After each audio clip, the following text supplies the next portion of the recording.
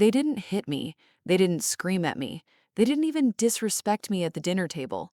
They did something quieter, something colder. They erased me. Not all at once, slowly, the way you erase a pencil mark, stroke by stroke, until the paper looks like nothing was ever written there at all. And the worst part? They smiled the whole time they were doing it. I was 23 years old, sitting at a dinner table surrounded by the people who were supposed to love me most in the world, and my own mother looked me in the eye and said, "We're doing this for your own good, sweetheart." What she meant was, "We're cutting your college funding. We need that money for your sister." What she didn't know was that I had already seen it coming. What none of them knew was that I had already built my exit. And what all of them would soon find out was that the quiet one in the family, she had been watching, taking notes, and she was absolutely done being invisible. Welcome to Soulful Drama Stories. Get comfortable because this one is going to stay with you. Grab whatever you're drinking, find your spot, and settle in. This is the story of how a family tried to bury their most capable daughter to protect their most fragile one, and how that daughter didn't just survive, she came back and dismantled every single lie they had built their pride on. Drop a comment and hit subscribe right now because the people in this story had every chance to do the right thing. They just didn't. The Navarro family lived in a two-story colonial on the east side of a mid-sized city in North Carolina, in the kind of neighborhood where the lawns were always trimmed and the minivans were always clean, and the neighbors brought casseroles when something went wrong, which in our house was more often than anyone outside of it ever knew. My name was Renata Navarro.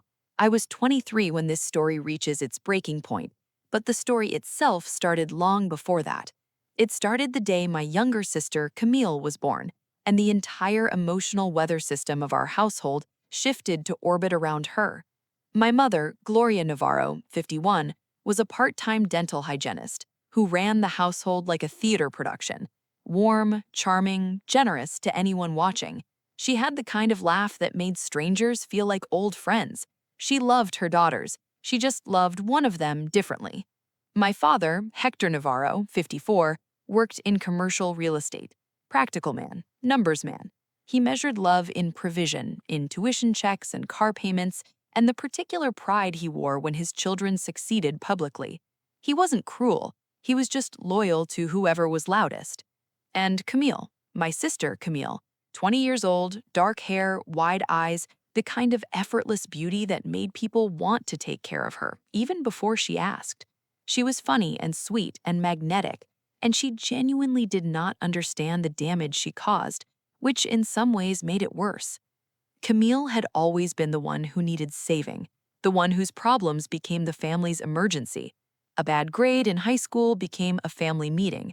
A broken friendship became a week of dinners centered around her feelings. A difficult professor became a reason for my father to call the department. And me? I was the one who handled things. I had been handling things since I was 9 years old and taught myself long division from a library book because my third-grade teacher moved too slowly and I couldn't stand waiting. I was the daughter who set the table without being asked, who made her own dentist appointments at 16, who researched her own college options, applied without help, and got accepted into the environmental engineering program at a solid university in Raleigh on a partial academic scholarship. My parents were proud, briefly. Then Camille applied to a private arts college in Savannah with a tuition that could fund a small space mission, got in on her charm and a portfolio my mother helped assemble, and suddenly the financial conversation in the Navarro family changed completely. There was a wall in our hallway lined with photographs. Camille's dance recitals, Camille at prom, Camille holding a certificate from a summer art program in the city. There was one photo of me, 8th grade science bowl. I was holding a small trophy and squinting into the sun because nobody had thought to tell me where to stand. I didn't mind the wall. I mind what the wall meant. But here is what nobody in my family understood yet. Quiet people don't disappear. We accumulate. My real life happened in the university's engineering lab on Thursday and Friday nights while most of my floor was at parties I'd declined with a smile and a lie about a deadline. I genuinely loved the work. environmental systems modeling, computational fluid dynamics, the intersection of data science and real-world ecological problems. My professor, Okafor, 49, Nigerian American, spectacularly brilliant, and allergic to mediocrity, had taken one look at my second-year project proposal and told me to go bigger. "You're thinking like someone who's been told to stay small," she said. "Stop." I went bigger. By my junior year, I was running a research project on predictive water quality modeling for rural watersheds, the kind of work that had actual applications that could, in theory, help real communities with real contamination problems. Professor Okafor had co-signed a grant application on my behalf. We were waiting on the results. I didn't tell my family about the grant, not because I was hiding it, because I already knew what would happen. My mother would say, "That's wonderful, honey," in that warm, distracted tone she used when she was actually thinking about something else entirely. My father would nod and ask if there was money in it, and then someone would mention Camille, who was struggling with something, who needed something, and the room would tilt in her direction like it always did. So I stopped sharing things. I kept my grades to myself, I kept my research to myself. I kept Professor Okafor's encouraging emails tucked in a folder on my laptop like small private treasures. It was the Sunday dinner in March of my junior year when I first heard the phrase that would eventually become the match that lit everything. "We're going to need to restructure," my father said. He said it the way he said things about money, flat and final, like reading a forecast. Camille's second year at the arts college had not gone well. She'd struggled with her coursework, changed her major twice, and accumulated a failing grade in a required studio class that put her scholarship at risk. The college had a remediation program, a kind of academic intensive that could save her enrollment, but it cost extra, and it required Camille to live on campus through the summer, which meant additional housing costs. The total gap, my father explained, was around $14,000. I did the math before he finished the sentence. My partial scholarship covered 60% of my tuition. My parents covered 30. I covered the remaining 10 through a part-time job at a campus cafe that smelled like burnt milk and broken dreams. I looked at my father's face, then at my mother's. "Renata, you're so capable," my mother said, touching my hand. "You've always managed so well on your own." There it was, capability as punishment. "We're not stopping permanently," my father added. "Just one semester, maybe two. You could take a reduced course load, pick up more hours at work. You understand, right? Family first." I looked at my sister. Camille was staring at her plate, genuinely ashamed, which was the most painful part. She hadn't asked for this. She never asked. She just existed, beautifully and chaotically, and the family arranged itself around her damage like water finding the path of least resistance. I said, "Okay, Dad, I understand. But I want you to notice something about that moment. I didn't say yes. I said I understood. Because I did. I understood everything." If this story is already speaking to you, do me a favor right now. Hit that like button and subscribe to Soulful Drama Stories. I read every single comment, and I want to know, have you ever been the capable one that everyone leaned on? Tell me in the comments. Let's keep going. Here is the thing about being the overlooked child in a family. You develop skills the favorite never has to. You learn to read rooms. You learn to track patterns.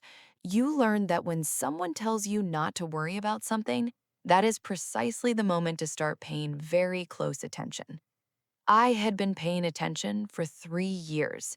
3 weeks before that March Sunday dinner, I had overheard a phone call. I wasn't eavesdropping.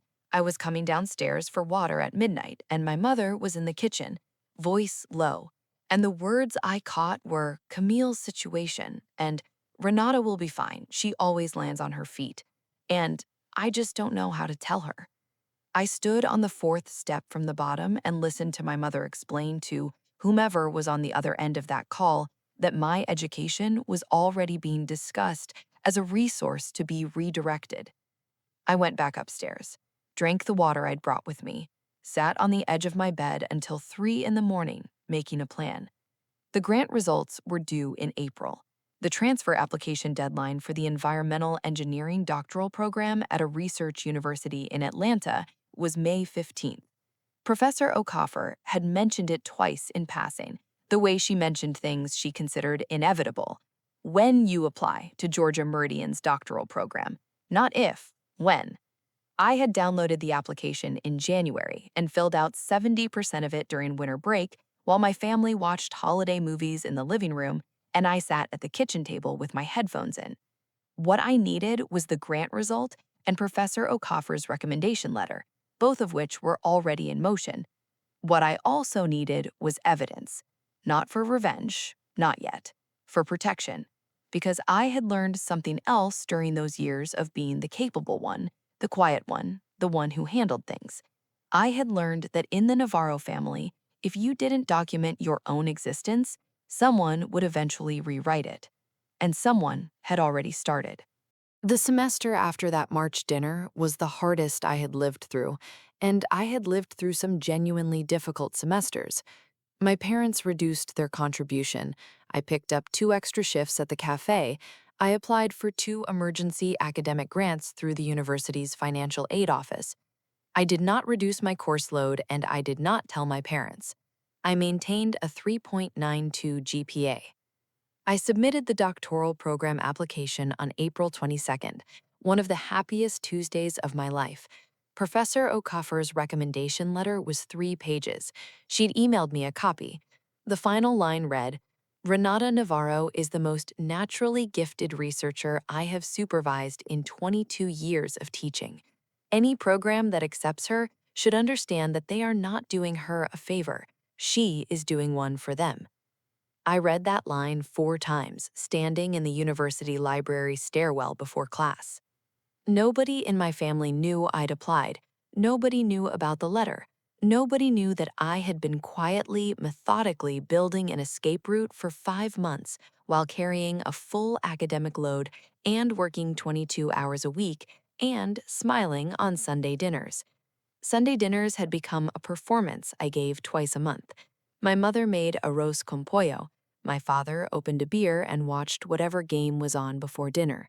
Camille called in on video from Savannah, slightly chaotic, always a story, always a crisis that had somehow resolved itself beautifully because Camille lived in a universe where things somehow worked out. She'd gotten a B in the remediation class. She'd found a new major, graphic design, and she was thriving. 3 of her pieces had been selected for a student exhibition. My parents glowed when she showed them on her phone screen. "That's our girl," my father said, that particular warmth in his voice that I had measured and cataloged my whole life. I passed the bread and asked how the exhibition had gone, and genuinely meant it, because I did not hate my sister. I want to be clear about that. I never hated Camille. I just needed my family to understand that loving her could not mean erasing me. And they weren't going to understand it. Not with words, not from me. They were going to understand it from consequence. The grant came through on a Tuesday in late April. $47,000. Federal funding, Environmental Research Excellence Award. My name on the documentation, my project, my years of work. Professor O'Coffer called me when I was between classes, and I answered standing in the middle of a brick walkway while students parted around me like a river around a stone. "Congratulations, Navarro," she said in that clipped, warm way she had. "You earned every dollar." I stood in the middle of that walkway and held my phone against my chest for a long moment after she hung up. The sun was bright. A dog on a leash was losing its mind over a squirrel. Someone, somewhere, was playing guitar badly and without apology. I had $47,000 and a doctoral application in the pipeline, and 11 weeks until I would either leave this chapter of my life or be pulled back into it. I didn't tell my parents about the grant. I had my reasons. Some truths arrive gently. Others kick the door open. It was a Wednesday night in May. I was home for the week, between semesters, staying in my childhood bedroom that my mother had halfway converted into a craft room, but still had my twin bed and the desk where I'd done homework since I was 12. I was downstairs getting tea when my mother's phone buzzed on the kitchen counter.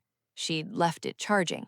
It wasn't my business, I wasn't snooping, but the screen lit up with a preview long enough to read. The name was Aunt Patricia, my mother's sister, who lived in Florida and was considered the family's emotional support hotline. The message preview read, I still think you should tell Renata the truth about why you really need the money. Camille's situation with Marcus isn't something you can keep. The screen went dark. I stood in the kitchen for a long time. Marcus. That was the name of Camille's boyfriend, a 25-year-old who had been in and out of Camille's life for 2 years, charming and unstable in equal measure, the kind of person who made everyone around him feel like they were the problem. I went back upstairs. I did not read my mother's messages. I want to be clear about that. I didn't touch her phone again. But the following Sunday, I paid closer attention to the conversation. The way my mother said Camille's apartment situation. The way my father shifted in his chair when the subject came up. The way the real reason for the money restructuring was being held just outside my reach. I called Aunt Patricia the following Thursday. She answered on the second ring. Renata, she said, and the way she said my name told me she'd been waiting for this call. Here is what I learned in the next 40 minutes. Camille had gotten into serious financial trouble with Marcus. He had convinced her to co-sign on a lease they'd briefly shared before he left.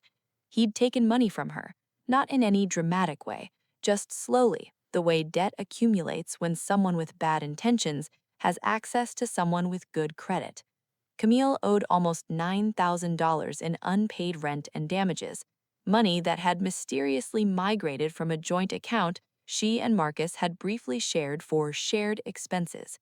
My parents had known about this for 2 months. The money they were pulling from my education was not for Camille's tuition remediation program. That bill had already been handled by a payment plan with the college. The money was to quietly settle Camille's apartment debt before it became a collections issue, and my parents had decided, in a private conversation I was not invited to, that the cleanest solution was to use the contribution earmarked for my education, because I would handle it, because I always handled it. I sat on my childhood bed after that phone call, and I looked at the ceiling for a long time. Then I opened my laptop, and I started writing down dates. This is the moment that changes everything. Before we go further, I want to ask you something directly. Have you ever carried the weight of someone else's choices while being told you were lucky to do it? Drop a yes in the comments. You are not alone. And if you haven't subscribed yet, please do it right now. This story is just getting started and you do not want to miss what happens next. There is a particular kind of grief that comes from seeing someone clearly for the first time. It doesn't feel like anger. It feels like a door closing somewhere inside you. Not slamming, just gently, firmly clicking shut. That was the feeling I carried through the last 3 weeks of the semester. I finished my final exams. I wrapped up my research project with a detailed handoff document for the graduate student who would continue it in my absence. I had a conversation with the university's financial aid office and confirmed that my scholarship status would not be affected by a transfer, provided I submitted the correct documentation, which I had already prepared. I received the doctoral acceptance on a Thursday afternoon. Full funding, research stipend, the program in Atlanta. The letter used words like exceptional candidate and significant contribution, and we are delighted. I sat in Professor O'Coffer's office, and she poured 2 cups of terrible instant coffee from the electric kettle she kept on her filing cabinet, and we sat in companionable silence for a few minutes. They're lucky to have you, she said.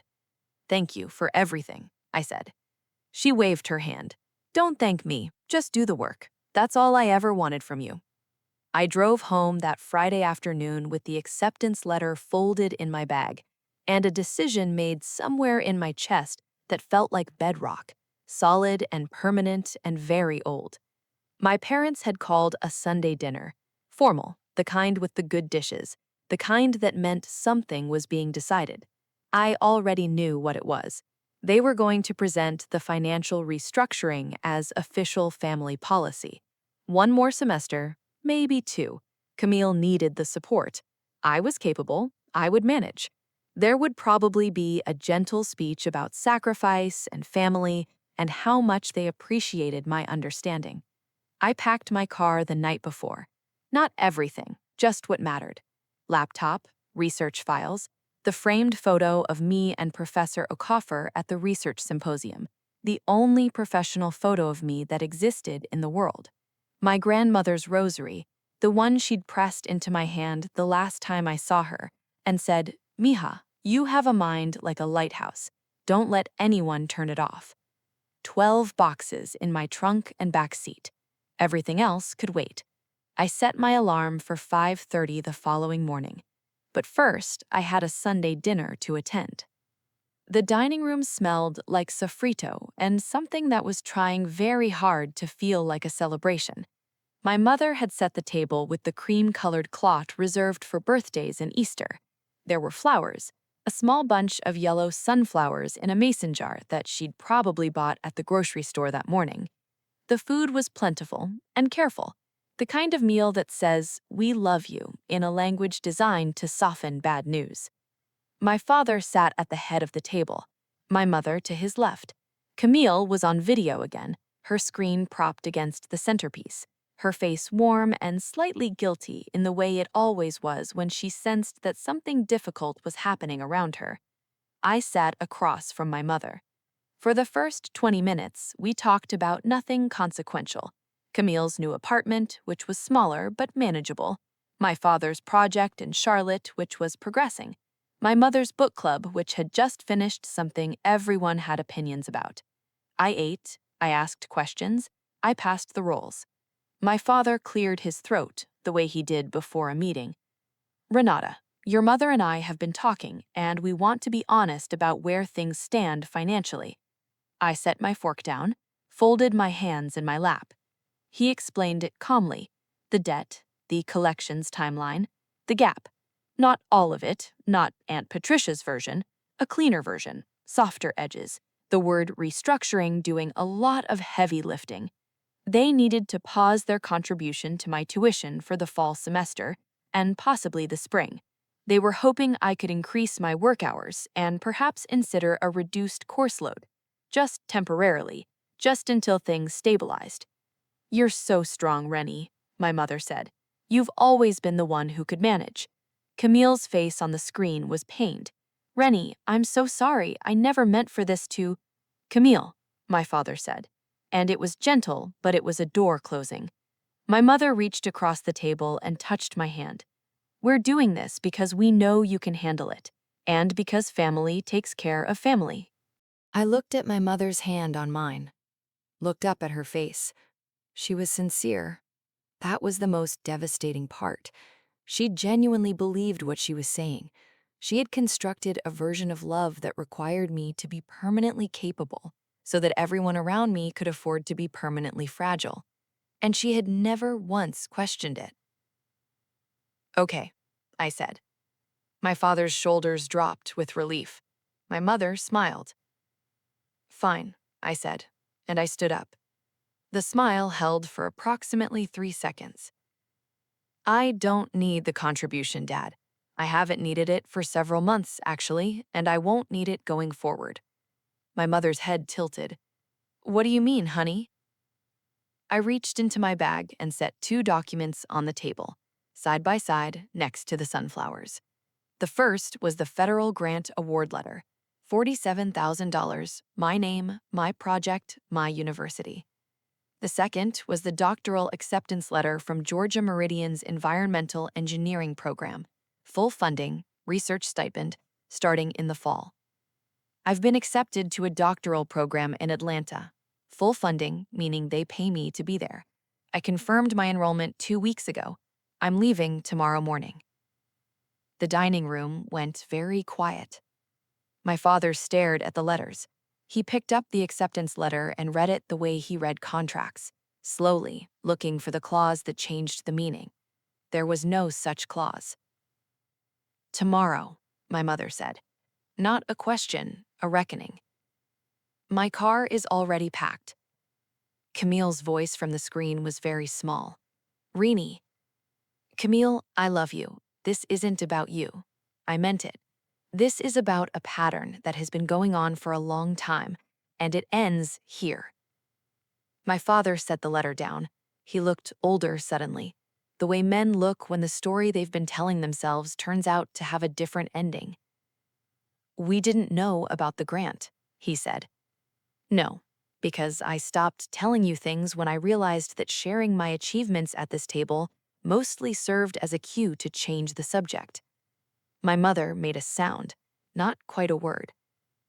I have one more thing to tell you, I said, and I pulled out my phone. I opened the voice recording app, not to play anything, just to let them see it. 3 months ago, Aunt Patricia told me the real reason you needed the money, not Camille's tuition remediation, the apartment debt, Marcus. The silence that followed was a different kind of silence than before. You were going to redirect funding from my education to cover a debt caused by a man who manipulated my sister without telling me the truth about what it was for, because you knew that if I told me the real reason, I might say no, and you needed me to say yes, so you told me what you thought I'd accept. My father opened his mouth. I held up one hand, gently, not dramatically. I'm not here to fight. I'm here because you were my parents and I wanted to look you in the eye and tell you the truth before I left, because that's the kind of person I am, even if it's not always the kind of household I grew up in. I picked up my bag. The letters are yours to keep. I made copies. I walked toward the door. Renata, my father's voice. Something in it I hadn't heard before. Something stripped of the authority and left with just the person. I stopped but didn't turn around. We should have done better. By you. I stood in the doorway for a moment, the sunflower light through the front windows, the smell of sofrito, the sound of the hallway clock that had been ticking in this house my entire life. Yes, I said. You should have. And I walked out. I didn't sleep much. Not from grief or dread, from the particular electricity of a person who has finally done the thing they were always meant to do. 5:30 a.m., I was already dressed. I checked the 12 boxes in my car. Everything was there. Laptop, files, research drives, grandma's rosary, the photograph, 2 suitcases, a box of books that weighed enough to double as ballast. My room was clean, my key was on the nightstand. I wrote one note and left it on the kitchen counter. Mom, Dad, I'm okay. I'll reach out when I'm settled. Take care of each other. Rennie. That was all. Not cold, not cruel, just honest. I pulled out of the driveway at 6:02 in the morning. The street was quiet. A sprinkler was running 2 houses down, sweeping arcs of water over a lawn that would dry out by 10. The sky was the specific blue that belongs only to early summer mornings, that soft, unearned-looking blue that makes everything look like it's been rinsed clean. I drove south. I turned on the radio and found something with a steady beat, and I let the miles add up behind me. Somewhere around the South Carolina border, I pulled over at a rest stop for coffee and stood beside my car in the warming air and felt something I hadn't felt in years. Unburdened. Not empty, unburdened. There is a difference that matters more than I can explain. The grant money was in my account. The stipend would begin in September. The doctoral program had assigned me a campus housing unit and a research cohort. I had a desk waiting in a lab I hadn't seen yet, in a city I'd visited once, in a program that wanted me there, not as the capable one, not as the one who could manage, as a researcher, as a scientist, as Renata Navarro, whose work was the reason she was there, the only reason she needed. I drove straight into the Georgia morning and I didn't look back. Some roads only go one direction. That's not a flaw. That's the design.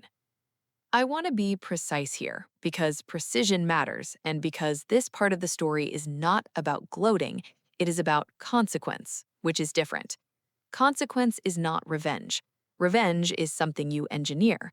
Consequence is something that arrives on its own when the architecture of a lie can no longer support the weight of itself.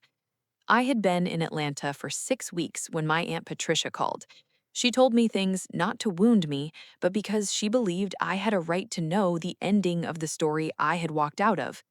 My father, in his attempt to cover Camille's debt and manage the financial shortfall created by the rerouted contribution, had withdrawn from a retirement savings account, a decision made quickly, under pressure, without a full accounting of the tax implications. The penalty was significant. Camille, for her part, had found out the full extent of what had been done in her name without her knowledge. She had not been told, any more than I had, that my education money was being used for her debt. When she found out the truth, she was devastated. Not performatively, genuinely. She had called my mother crying and said why nobody had told her, and she said she would have found another way. The another way conversation was one my parents had given her no chance to have. Marcus, the boyfriend, had moved on to someone else's daughter, as they do. And my father, according to Aunt Patricia, had sat in his chair in the living room on a Sunday when there was no dinner and no family and nothing to manage, and he had cried. I didn't feel triumphant when she told me that. I felt the truth of it, which was complicated and heavy and did not fit neatly into any single emotion. My father had loved us the best way he knew how. The problem was that his version of love had a hierarchy built into it, and I was always near the bottom. Not because he didn't love me, because he had never stopped to question whether his version of love was fair. That is a different problem than cruelty. It is, in some ways, harder to forgive. You're still here, and I want you to know that means something. The best stories are the ones that tell the truth, even when the truth is messy. This is that kind of story. Subscribe to Soulful Drama Stories if you haven't yet, because this community is for people who believe that the ones who get overlooked deserve the best endings. Keep going with me. Atlanta in August was a wall of heat and green, Spanish moss and glass towers, and the particular energy of a city that had rebuilt itself from nothing more than once and knew how. My campus housing was a single room in a graduate student building. Concrete walls, tall windows, a desk that ran the full width of one wall, a view of a courtyard full of loblolly pines that made a sound in the wind like rain. I painted nothing, hung nothing on the walls for the first 3 weeks. I wanted to feel the space before I filled it. My new doctoral cohort was 7 people, 3 women, 4 men, from 5 different countries, with research interests that overlapped mine in ways that felt like the beginning of conversations I'd been trying to have for years. My new advisor was Dr. Kwame Asante, 53, Ghanaian American, one of the most cited researchers in environmental data modeling in the country. He had read my undergraduate research paper before I arrived. In our first meeting, he did not ask me about my background or my family or where I was from. He asked me one question. What problem do you most want to solve? I had the answer ready. I'd had it ready for 2 years. Predictive contamination mapping for underserved rural water systems. The current models are too expensive and too slow for communities that don't have the resources to wait. He nodded once, the nod of a person for whom this was already obvious. Then that is what we will work on. I walked out of that meeting into the August heat and stood on the steps of the engineering building and felt something crystallize in my chest. That solid, irreducible feeling of a person who is exactly where they are supposed to be, doing exactly what they are supposed to do. I had never felt it at a Sunday dinner. I had never felt it in a family hallway lined with other people's photographs. I felt it here, in a city I'd chosen, in a program I'd earned, doing work that was entirely, irreversibly mine. I bought myself a plant for my desk, small, low maintenance, a little succulent in a green pot. I set it by the window in the afternoon sun. Then I sat down and started working. I did not call my family first. I want to be honest about that, because honesty is the entire point of this story. I needed time to exist without performing anything, without managing anything.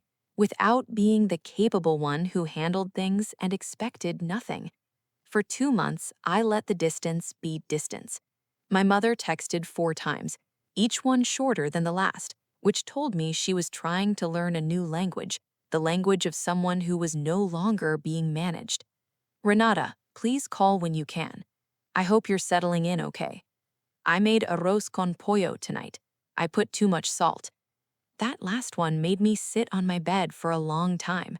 My mother, alone in a kitchen at 6 in the evening, making the meal she always made and measuring the salt by memory and getting it wrong without me there to taste it. I called her the following Thursday.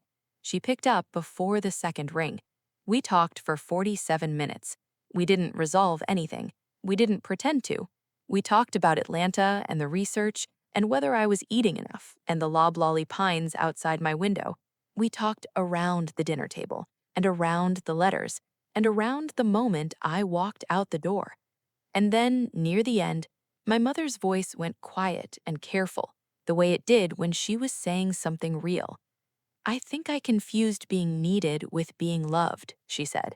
With both of you, but with you especially. Because you never asked for anything, I convinced myself that meant you didn't need anything. I was quiet for a moment. I needed the same thing Camille needed, Mom. I just didn't fall apart when I didn't get it. She made a sound, something between agreement and grief. That was my failure, not yours. Some apologies arrive late. They are still apologies. Thank you for saying that, I said.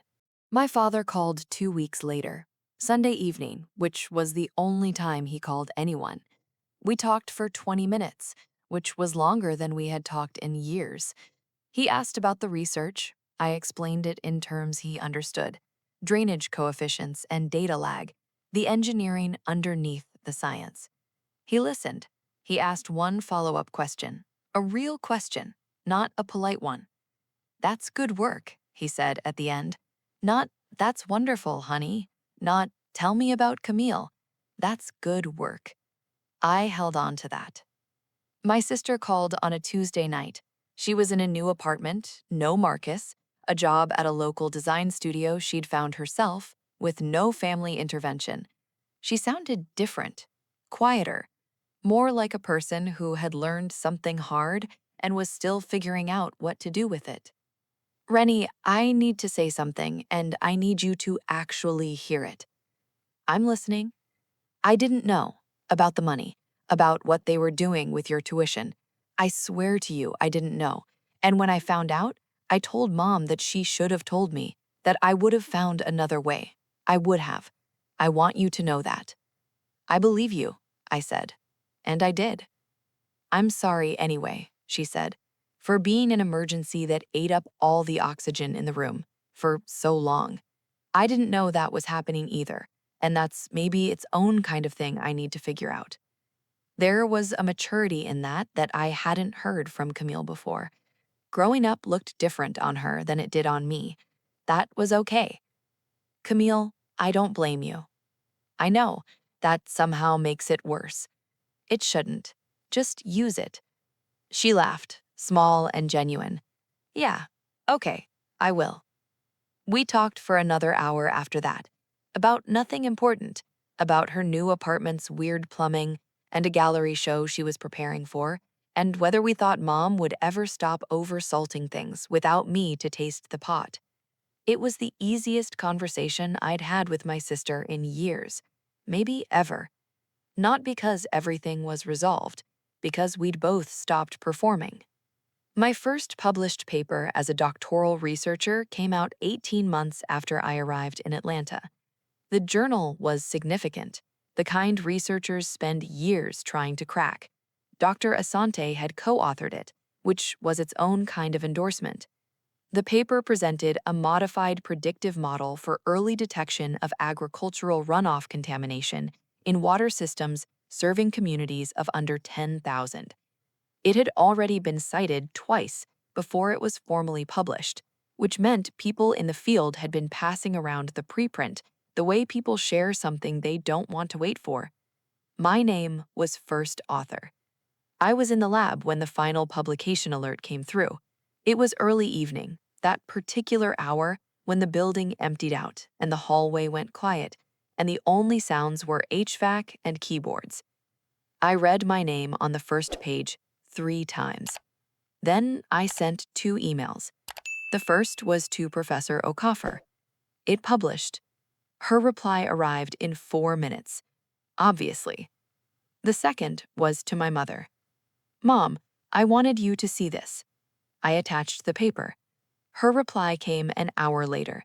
She'd clearly opened it and looked at it, even though the content was far outside her expertise. Renata, your grandmother's name means reborn. She told me once that she gave it to you because she saw something in your eyes the day you were born that looked like someone who had been here before and knew exactly what they were doing. I think she was right. I'm so proud of you. I should have said it more. I should have said it first. I sat at my desk in the empty lab and read that email twice. Then I set my phone down, looked out the window at the courtyard, at the loblolly pines swaying in the evening wind. My grandmother had told me I had a mind like a lighthouse. I finally understood what she meant. Not that I was bright, that I was fixed, that storms could happen all around me and I would keep pointing in the same direction, because that's what lighthouses do. They don't move for the weather. They just keep the light on. It is 2 years since I drove out of that neighborhood in 6 in the morning with 12 boxes in my car and my grandmother's rosary in my jacket pocket. Here is where things stand. I am in the second year of my doctoral program. My research has been presented at 3 national conferences. Dr. Asante has told me, in his careful and precise way, that I am on track to graduate ahead of schedule. A nonprofit environmental organization reached out last month about a potential collaboration. The work I am doing has a chance to matter, in the way that only things you build from honest ground can matter. My mother and I talk every Thursday. She is in therapy. She has, by her own account, been doing significant work on the way she assigned value in our family. These are her words, not mine. I believe she means them. My father has retired from real estate. He and my mother are taking a trip to visit family in Mexico that they have been postponing for a decade. He called me last month to tell me about it and to ask if I wanted him to bring anything back. I said a small piece of Talavera tile if he found one. He wrote it down. I could hear the pen. Camille is doing well. Her design portfolio has grown. She has a show next spring. She sent me a digital preview, and the work is genuinely beautiful, the kind of art that makes you feel a room's light differently. She earned it, every piece.